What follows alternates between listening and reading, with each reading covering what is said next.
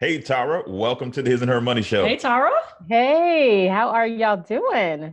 We are doing fantastic. We're glad to have you on because you're here to talk about a topic that everybody keeps asking about because Yep. we have a lot of couples that listen to our show, whether they're married, dating, or even they aspire to, get into a relationship that's Mhm. very serious and a That would topic be me.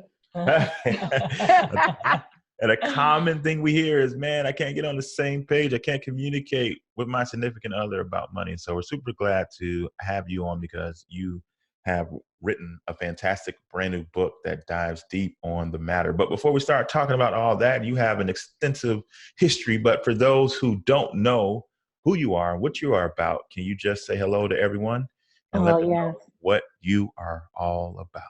Yes. Well, hello. And thank you again for allowing me to share some information with you all. You all have been family for a long time. So this is really fun, like a family reunion again. My name is Tarra Jackson, AKA Madam Money. I am the author of the Amazon bestseller, Financial Fornication, and recently the Four Financial Languages, the secrets to communicating about money. I have been in the financial services industry for over 20 years, which completely lies about my age. Um, I started out as a telemarketer, matriculated to a loan officer, then to a vice president of lending, all the way up to interim president and CEO of a credit union based in Atlanta, Georgia. So I pretty much got very good at selling debt. And so well, I drank my own Kool-Aid. And in 2012, December 2012, I decided to repent and turn from my wicked ways and leave the banking industry and become a consumer advocate and financial educator. And that's when I learned that consumers were trying to play the money game, but financial institutions were playing chess, but consumers were playing checkers. And no one was teaching them the art of the game. And so that was my goal, was to use my experiences and my expertise, the insider information on the banking side, to teach consumers that side of the game so they have a fighting chance to win. And so that's just something that I just love to do. I love to learn and share. I guess that's the educator in me as well. Okay, now you stirred me up. Now we supposed to be talking about something else, but we got to back up because you said something that I've been trying to champion for a Yep. while now, and you talked about Yeah. playing chess and not playing checkers. Right. From Can you give us a little bit, what you can give us from where the world you just came from? Can you give us some examples of how financial institutions are playing chess against us while we are playing checkers? Okay, one of the biggest chess games, which makes us a lot of money, are fees, right? And so we have behavioral fees, we have behavioral modification fees, we have income fees, right? And so one of the quickest way a financial institution can make money, especially if we have a major expense that's occurring, whether it's from regulations, legislation, anything that's happened, the quickest way for us to make money are fees. And we know that consumers do not like to balance their checkbooks, and they will pay for convenience. And so, one of the number one ways we make money is through NSF fees, courtesy pay fees, because people just refuse to balance their checkbooks, or they see it as a temporary loan. But if you do the math, that's a very expensive loan, and a lot of people go down that slippery slide all the way down into debt because their account is always negative. Then their paycheck comes in, they still need money, they overdraw their account, and we get more fees. And so what I tell people all the time, you want to cut a banking executive salary, balance your account. Hmm. That is one of the biggest ways and fastest ways that you can reduce the income that's going there and keep the income in your own pocket. Man, thank you. Good. Because that's the show enough true from what I Mm-hmm. understand. And that is one of the number one levers by which financial institutions make money. Like it's like in the billions of dollars just on the fees that we pay alone Yeah. before we even get to the products that they sell us. I mean, the amount of revenue that comes from, like you said, a lack of discipline on the consumer's part, and the institutions have full well knowledge of those behavioral patterns and structuring their fees to profit off of those behavioral Yeah, patterns. and you have to think that financial institutions are not nonprofits. They are for-profit. Most of them are for-profit organizations. Credit unions are not for-profit, but they still have to make a profit. They're in the business to make money. And so it's just like if we sell products and services, we may have a fee as well. Our might have a speaking fee. If you bounce a check, I'm going to charge you a fee as well. And so, some of those fees are behavioral fees. Like if you don't want the fee, change the behavior. Some fees we're just passing down the fees, ATM fees, foreign ATM fees, debit card fees, whatever there is. So there's different types of fees. But if you took the fees away from financial institutions, that would hurt a lot of financial institutions and put them under.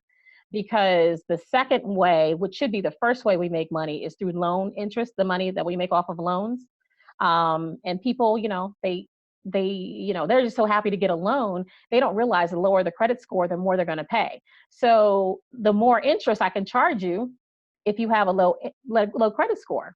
So a lot of people don't educate themselves about credit and how to improve their credit so they can pay less on loans. But we're going to continue to make money as long as consumers refuse to learn how to play this game. See, this is good stuff. Real good Already, right? Yeah. So now someone's listening right now and they're going to want to run home and tell their spouse, the information, insight that you just gave that they weren't aware of previously, right?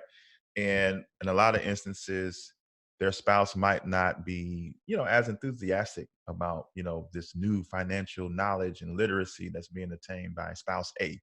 And it leads to conflict, or it leads to discouragement, it leads to all kind of negative things. And so that's why you've taken the time to write your new book about the 4 financial languages that are out there to help the communication run a little smoothly. But talk to me, what led you in the direction of writing this book? Because you have a vast knowledge about a lot of things around money. What made you go in this direction? Well, one, I want to get married. One of my goals, I love y'all's relationship. So y'all are my relationship goals, right? So I need to find that dude, bro. But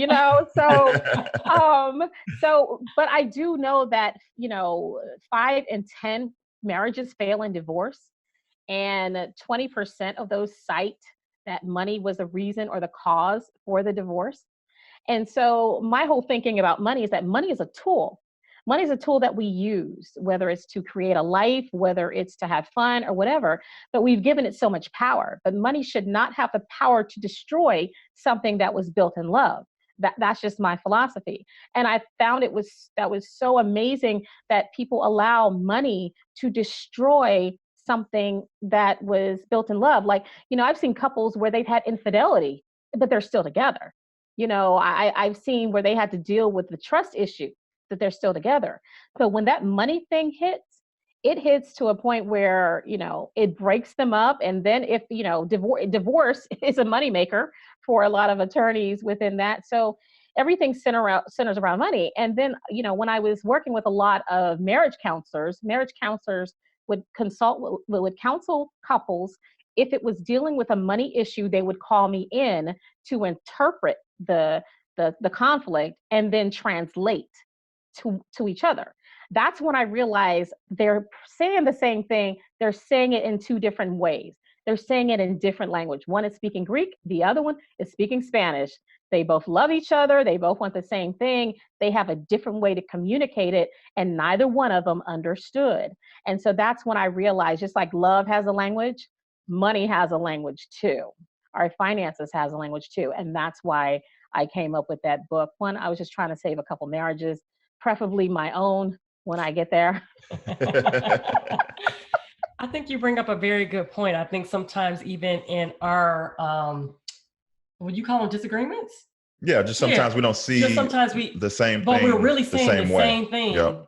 Right. But maybe we're looking at it from a different point of view. Mm-hmm. Exactly. So can you share with us what, so those who are listening, maybe they can find themselves in it.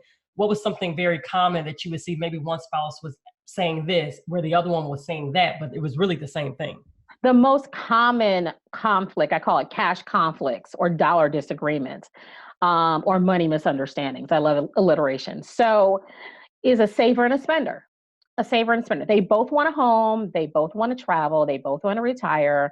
but the spender is going to spend and the saver wants to save, right? So the saver doesn't understand why the spenders have to spend everything, and the spender doesn't understand why the saver just won't spend, right?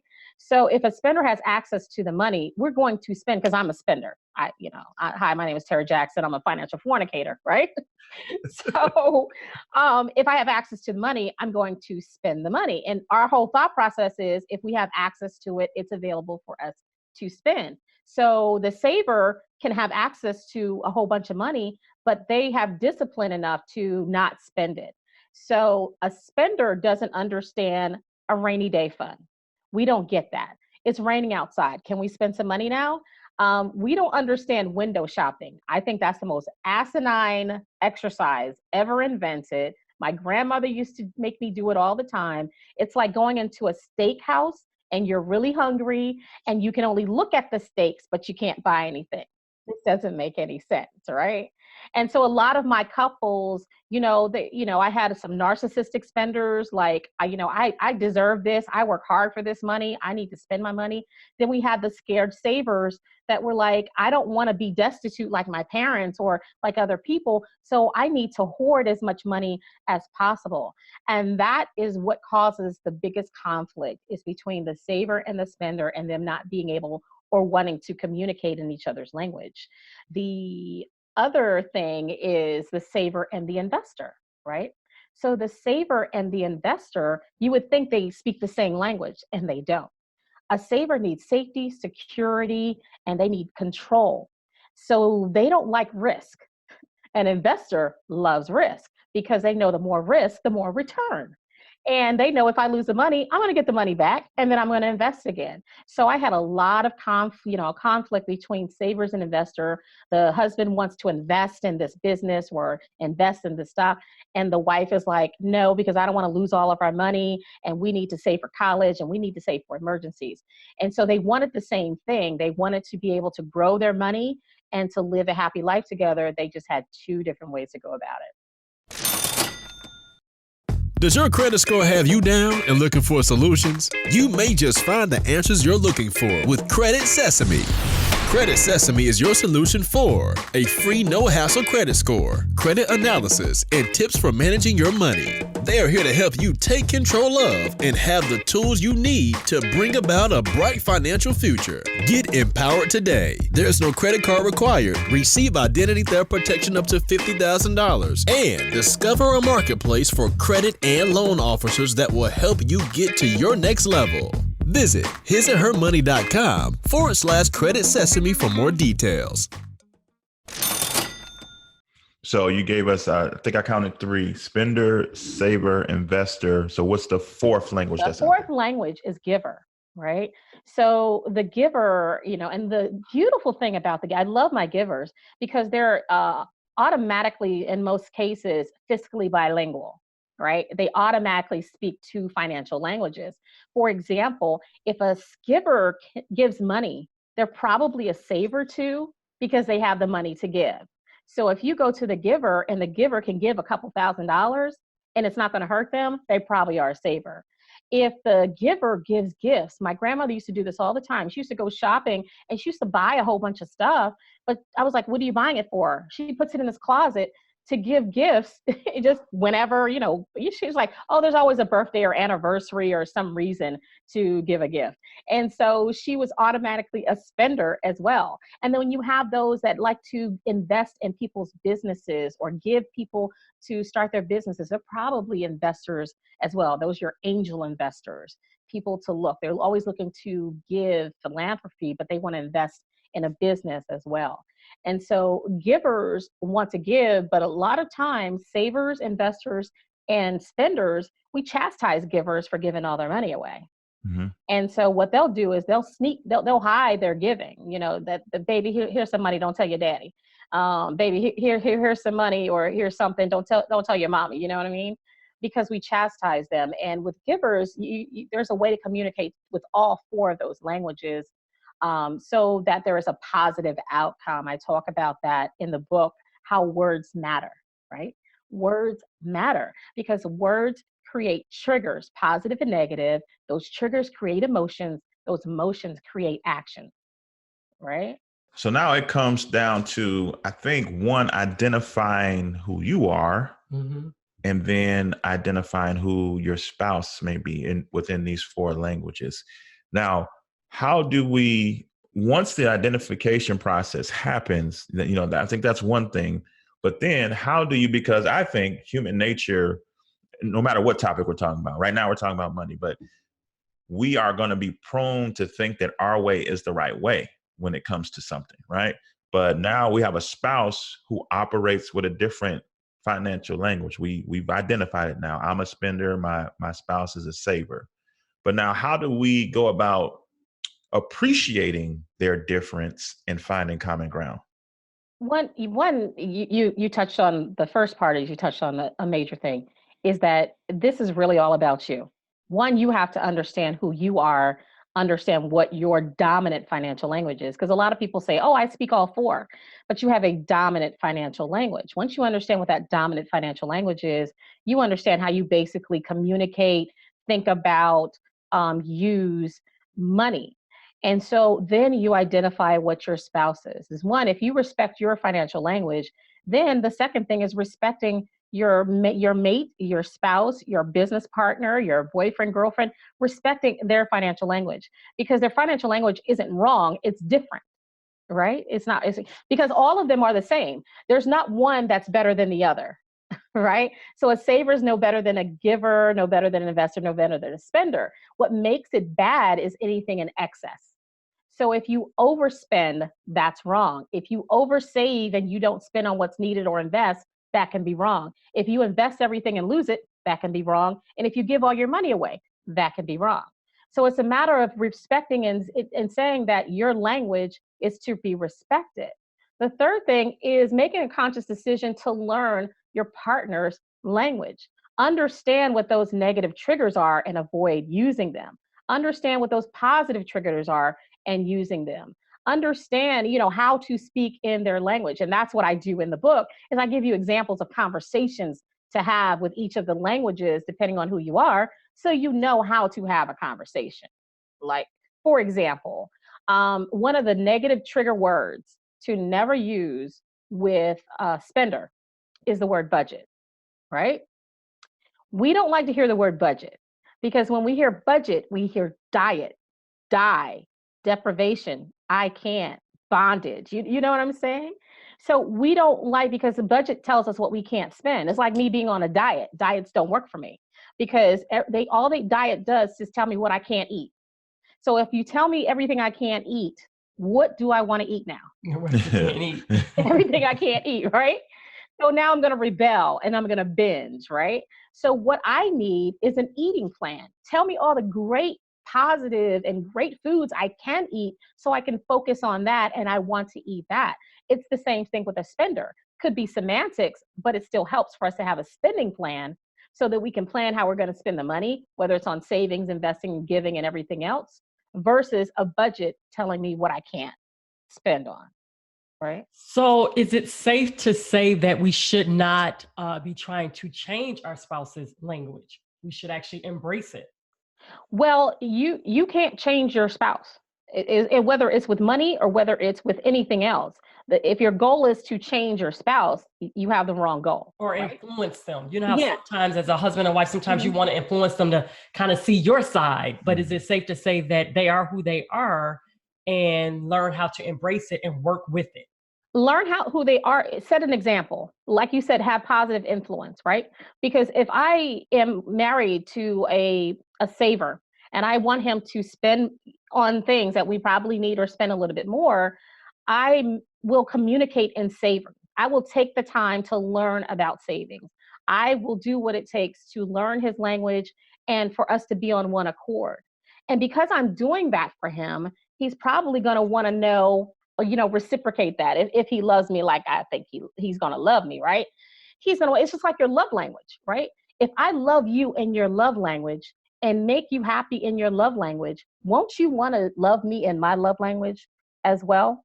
And so it's just a matter of, look, I know we misunderstand. I'm a spender and I know you need a budget and I know we have boundaries and everything like that. This is, I want us to be able to work on this, but I think we should be able to spend on something. So I used to date a saver, and I tried this out on my guy that was a saver. And when I say he was a saver, he was a hoarding saver. Like, he saved money, he was cheap, he just didn't want to spend money on anything, right? And I like food and the bar. Don't judge. I just do, right? I love great restaurants, but he liked to, his great restaurant is, supersizing at McDonald's, and it just wasn't working for me, right?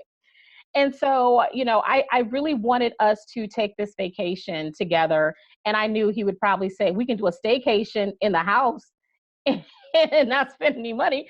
And I was like, well, look, why don't we plan to go on this vacation? Can you help me find a good deal, someplace where we can go that's within budget, that and help me save some money and shop around for a good deal so we can get away, but still stay within budget?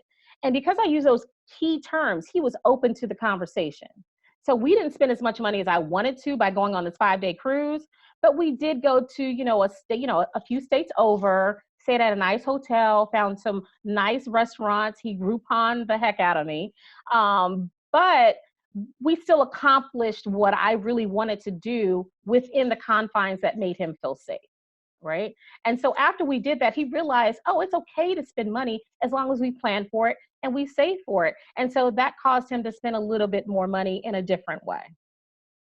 Can your language change over time? And I'm asking that because I'm sitting here listening to everything, and I think that for so long I've been like a cold-blooded spender, right? Like, no question about it. But I think that just over time, like, I think it's You're my a more conscious spender now. and I think my spending, like the same liberty that I would have with spending, I think my something's flipping in my mind to that same vigor is moving to the investing category. Like, I would dump all our accounts out in a minute, but not in the sense of going to consume something now. Like, I'm like, let's go buy 5 buildings. You know what I mean? Let's go put money in some index funds. Like, I think that I'm morphing more toward the investor category. Is that typical? Absolutely. So let me tell you what happened there, right? For example, you live in America, right?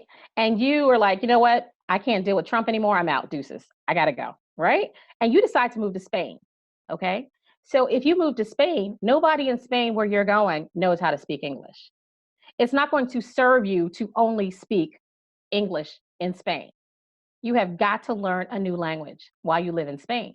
And while you're living in Spain, that language now becomes very native and comfortable for you because you've done it, you found pleasure, you can get what you need, you can get what you want, you can interact. And so now you've embraced another language. So that makes you now bilingual. So now you can speak in different languages when it serves you. So if you meet someone that's American, you can speak American, but you can also speak Spanish. That's the same thing that we do with money, right? So I'm a spender, but then I learn the language of investing. I enjoy the return on the investment. I really get it. I understand the jargon of investment now. So now it's not just jargon and those big words. Now I understand what they need. Now I'm spending my money on investing. Now I understand the value of investing. So now, because it serves me, because that's what I enjoy, I speak investing more.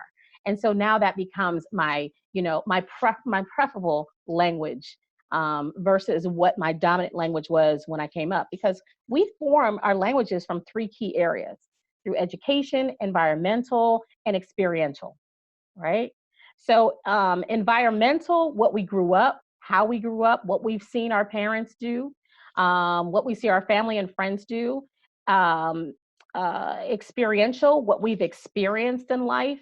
Maybe, I spent all my money and I became destitute and I said, I do not ever want to do that again. So now I become a saver.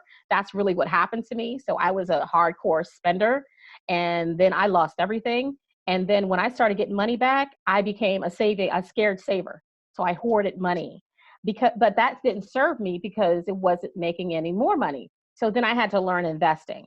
And then I got excited about investing. And so that served me. So I started speaking a lot more investing and hanging out with people investing. So it's the same thing. And the last one is educational.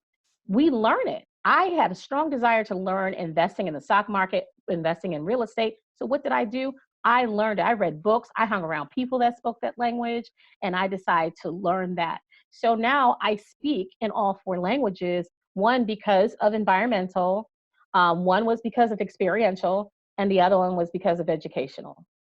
Yeah, makes sense. So how should a couple approach this? Because I think after people are going to listen to this episode, they're like, I think I need to sit down with my spouse and we need to have a discussion and kind of see what our languages are. They need to read the book together. Yeah. Yeah. So how would you say a couple should approach it? Should they talk about it together, or should they just analyze themselves? Well, one, you need to really look at yourself, because your spouse may not be on the same page, right? Your spouse may not be ready. So focusing on you and how to improve you and how to improve your fiscal linguistics, if you will, your financial language, and learning a different financial language so that you can communicate better with your spouse. But if you want to do it together, I recommend, and I talk about this in the book, is doing a money date. A real fun money date. Now, not the money date where you're both sitting at the dining room table, all the bills are there, and everybody says what you can and can't spend. No. So if I go on a date with a guy and we're at a restaurant and he tells me everything that I can and can't eat, I promise you we will never go on a date again, right? So the date that I'm talking about, you do something fun together. You go to dinner, a movie, you hang out, you do something. Intimacy, whether it's emotional or physical, you have that intimacy because that opens up, that makes you more open to compromise. I'm not going to go too deep, but you have chakras.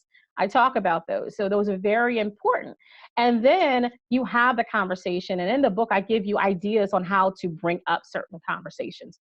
So we're not going to say, oh, babe, thank you, we had a great time, but let's talk about your spending habit. I think you need to stop spending. No, we're not going to do that. We're going to talk about our goals. What is it that you want to accomplish in the next year financially? What do you want to accomplish in 10 years? What do you want the family to be able to do? What do you want the family to be able to have? When you have those conversations where you're dreamscaping, it's automatically going to come down to, well, how can we make that happen? What is it that we need to do? And then you both can come up with ways. The spender will probably say, well, maybe I can cut back on my spending and we can put it towards a fund, because a spender will save. We just need to save on purpose, right? So I need to know that I'm saving towards spending in the future, okay? So even if it's retirement, I know I'm going to spend that money in my future self. So Tiffany, Budget Nisa, I love her. She calls her future self Wanda. So I gave my future self a name too. Mine's Juanita, right? So I'm putting money aside so that Juanita can spend and enjoy her life in the future. Or maybe I want to go on vacation. I'm saving to spend. Or maybe I'm saving for an emergency. So if something happens, I have some money to spend on that emergency. So when savers understand how spenders think and operate, it's not hard to get us to put money aside. We just need to have a purpose of why we're saving so that we know that we're going to spend in the future. And I think that, the teachings that you bring in your new book, I think it's important also, not just for the ability to communicate between spouses. I think it also will help as an individual to really properly identify yourself, because we've coached couples before, and one will be like, I'm the saver and they're the spender. But then you start diving deeper and you find out that the quote unquote saver is actually a spender. He doesn't spend often, but when they spend, they spend hardcore. And I remember even like when you wrote your first book and you were telling the story behind that, you had a lot of celebrity clients and you would see them doing this or that, and you would judge them while at the same time making similar mistakes, at the level that you were at. And I think we do that often as well. Not too long ago, there was a story with an NFL player who is in debt. He made $100 million over the length of his career, but he's in debt. And so people start pointing their fingers like, well, you're in debt too. So you can't point the finger there and not properly look at yourself. So I think that's an important aspect of what you're doing in this book as well. Yeah, and I also think that singles should probably really study this, because I remember prior to getting married, I was trying to make sure that my financial health was we appreciate that too. Yeah, and it benefited our marriage. And so I think that it's important that the same way that we read, books on marriage prior to getting married, we go to premarital counseling, things like that. I think that you need to really, really dig deep and look at your financial life as well to discover what your language is, and also discover what the other languages are, because you very well, more than likely, it's very unusual for both spouses or both people in the same marriage to have the same language. Like that's very, very, very unique. Exactly. But have you noticed that we're not taught how to have healthy relationships with people or with money? You know, that's not something that we're taught how to do. We observe it, we see it, experience it, but it's not something that's in schools that's being taught. Hopefully financial will be taught soon.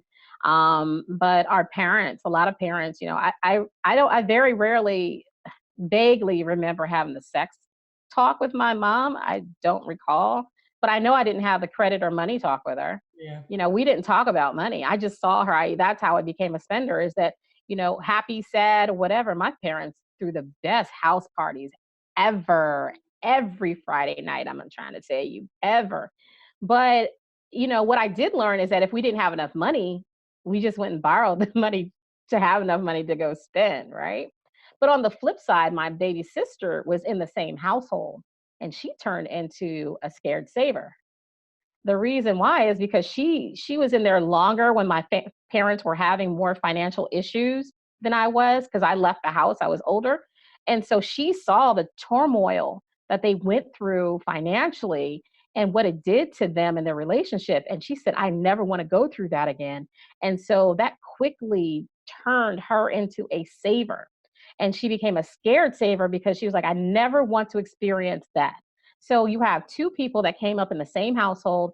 I became a spender, like my family, and my sister became a saver.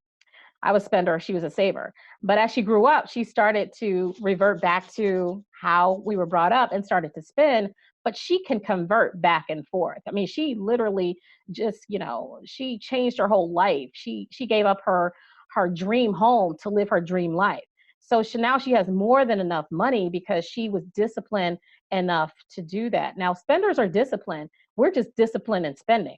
We're very good at spending, you know, whether your discipline is good or bad, that is what's to be determined, because everybody is disciplined at doing something within that. But I think it's very important for us to, one, know what our financial language is, respect it, and then make the conscious decision to want to learn another financial language. And I love what you said. Singles need to do this. A lot of people say, well, I'm single, I don't need this book. And I'm like, really? So that's like saying, well, I'm not married, so I don't read relationship books, or I don't read marriage books. I'm gonna read all the marriage and relationship books I can while I'm single, so that when I find that one for me, I at least know how to fight fair. I know how to love the way I'm supposed to love, which is love God, love me, and then love everybody else. And the same thing with your money. You have got to be able to have those financial conversations. It's going to come up. You know what I'm saying? If you cannot talk to the person you're dating with about money and credit, then you probably don't need to marry them or be in a long-term relationship with them, because that is what is going to drive for the rest of the marriage. All right. Now, I know everybody's like, okay, I need this book. So tell us a little bit more about the book and how everybody can pick up a copy. The book is a great, and I'm so proud of this because it took me 4 years to give birth to this book. And I've been talking about it for 4 to 5 years. And this year I gave birth, and it's a God-driven book. And I thank him for using me as a vessel to share this information. So if you want to learn how to have healthy cash conversations, you want to avoid those dollar disagreements, and learn the 4 financial languages. One, learn what your dominant financial language is, and learn how to speak in other financial languages that serve you, whether it's to communicate with your partner, whether it's to communicate with your business partner, whether it's communicate with a friend or with your children. This is the book to help you to learn how to communicate and the value that all 4 languages can provide to everyone. And it's available on Amazon.com.